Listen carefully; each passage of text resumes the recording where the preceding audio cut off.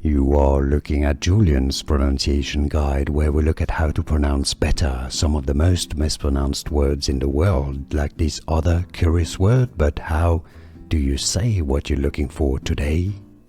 Let's learn how to pronounce these names once and for all correctly. If you want to learn more confusing names pronounced in correct pronunciations, make sure to stay tuned. I've got tons more. I'll link to a few for you at the end of this one. 2 different ways of pronouncing it. You must know that this comes from Latin, meaning laurel, alright? It's a form of saying Laura.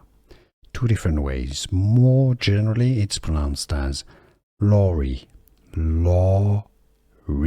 Now, some say it also, especially more in the US, as Lori, alright? So it's just a tiny bit different. Lori or Lorry.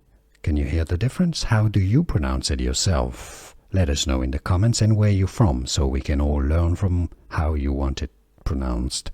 Let us know.